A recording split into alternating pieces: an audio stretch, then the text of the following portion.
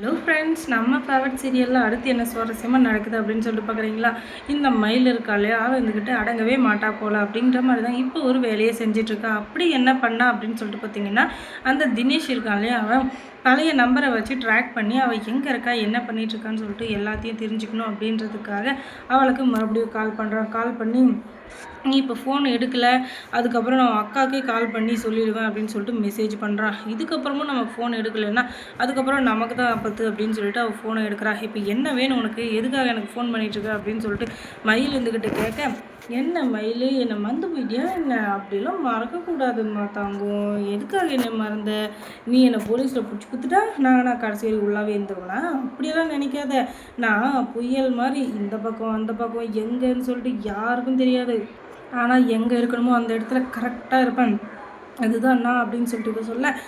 இவன் சொல்ல என்ன இது, எதுக்காக இப்படிலாம் பேசிகிட்டு இருக்க, உனக்கு என்ன வேணும், எதுக்காக எனக்கு ஃபோன் பண்ணி உயிரை வாங்கிட்டுருக்க அப்படின்னு சொல்லிட்டு இவன் கேட்க, அதுவா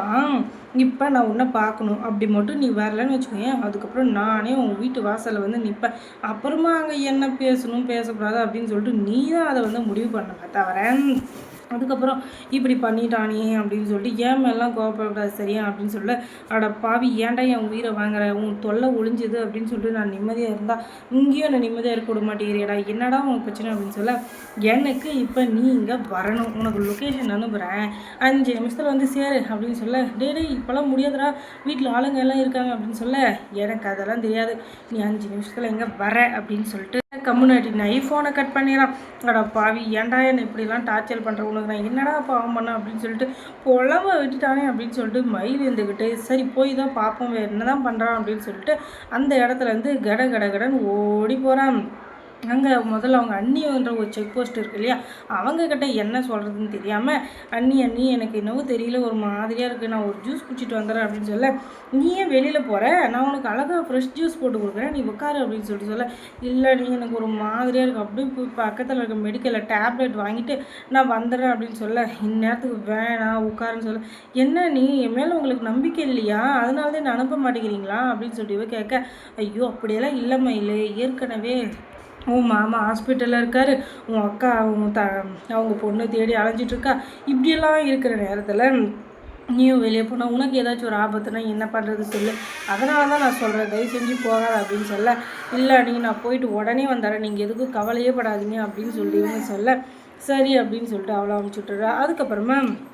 இந்த குட்டி குழந்தைக்கு என்ன டார்ச்சர் கொடுக்குதோ தெரியல. சரிங்க, இப்போ வந்து இந்த மயில் வந்து அந்த தினேஷை பார்க்கறதுக்காக போக அவன் வந்து அவன் ஃப்ரெண்ட்ஸோடு குடிச்சிட்டு எதுவும் நின்றுட்டுருக்கான். அந்த அங்கே வந்த மயில் இருந்துக்கிட்டு இப்போ என்ன வேணும், எதுக்காக என் உயிரை வாங்கிட்டு இருக்க, ஏன் இப்போ ஃபோன் பண்ண, என்ன வேணும் உனக்கு அப்படின்னு சொல்லிட்டு கேட்க, எனக்கு நீ தான் வேணும் மயில், எனக்கு நீ தான் வேணும், நான் உன்னை தவிர வேறு என்ன கேட்க போகிற சொல்லு, இப்போதைக்கு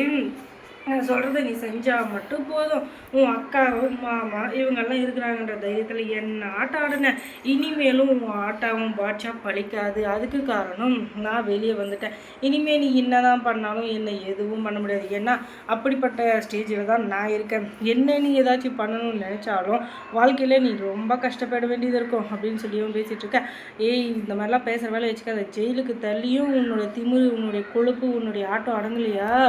அப்படின்னு சொல்லிட்டு மயில் இருந்துக்கிட்டு கேட்க,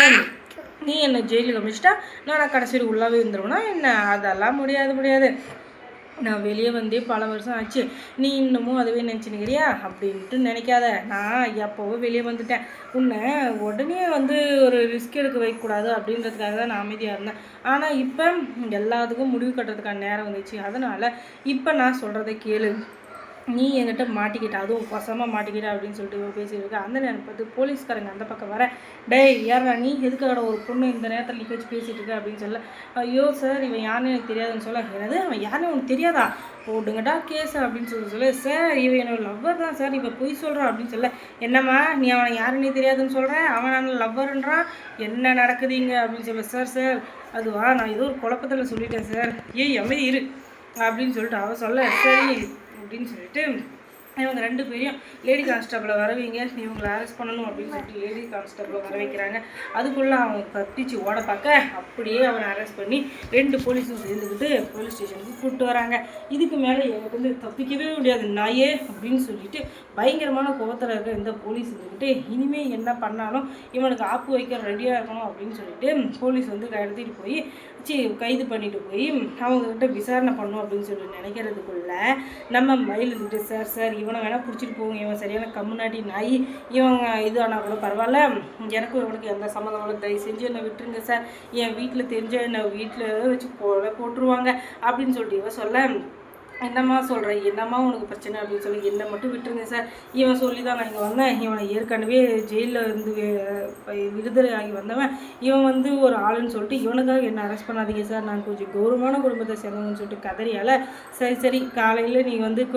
ஸ்டேஷனில் உன் ஃபேமிலியோடு வந்து ஒரு சைன் போட்டுப்போ, அதுக்கப்புறம் நான் இவனை கவனிச்சிக்கிறேன் அப்படின்னு சொல்லிட்டு போலீஸ் வந்து அவளை மட்டும் விட்டுறாங்க. அதுக்கப்புறம் ஐயோ அந்த தினேஷை விடுற மாதிரி தெரியலையே, அவனை தான் இப்போ அரெஸ்ட் பண்ணி கூப்பிட்டு போயிருக்காங்க. அடுத்து அங்கே போலீஸ் ஸ்டேஷனில் என்ன நடந்திருக்கும் அப்படின்னு நீங்கள் தெரிஞ்சுக்கணுன்னா நம்ம சேனலை சப்ஸ்கிரைப் பண்ணுங்கள், அதோட பக்கத்தில் இருக்க அந்த பெல் ஐக்கானை கொஞ்சம் கிளிக் பண்ணி விடுங்க. தொடர்ந்து இந்த சேனலுக்கு சப்போர்ட் கொடுங்க. தேங்க்ஸ் ஃபார் வாட்சிங்.